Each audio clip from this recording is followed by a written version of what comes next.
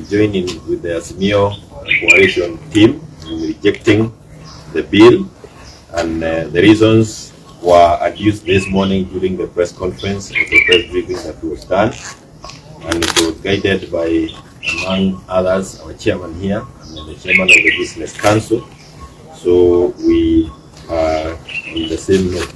It's also good also to let you know that we have decided as a NEC that in the coming days we will engage the public in allowing them to know why we as Jubilee have rejected the bill.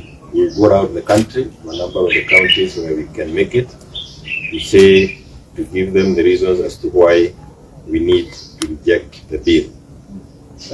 I think it's also, let me just say also that kwa ile mambo yote tunasikia housing, you know that the judges are also supposed to pay the 3% housing, the army and the police, and we don't think it's a fair thing to charge Kenyans the 3% plus those I have mentioned. The other thing that we have also talked about is the concern that we have seen our functioning as a party being interfered with by none other than the president himself, ama yule ambaye anaita president, huyu mwingine mdogo yake.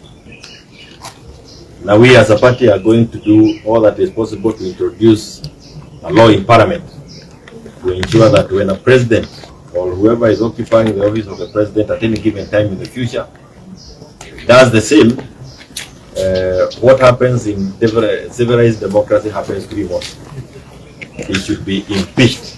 And you remember the issue of Watergate. Why that president in the US lost his seat is because he interfered with the functioning of other political parties. Richard Nixon, yes. Why he lost his seat is because he interfered with the management of other parties other than his own.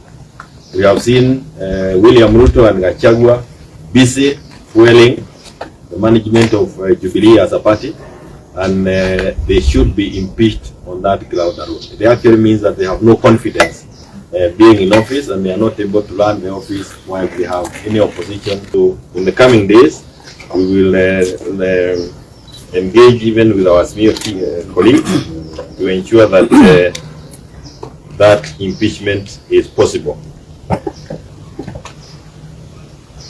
We have also learned that some of the furnitures that were supposed, when we were moving from our Pagan office to this office, we realized that some of our furniture was also really stolen and taken to other offices. And since that has come to our knowledge, and we now have evidence that some of the furniture we lost is in another office, that's a case we'll be making to the police, because theft is a criminal offense, and those who are responsible for taking furniture to other offices will certainly be answering to those criminal charges.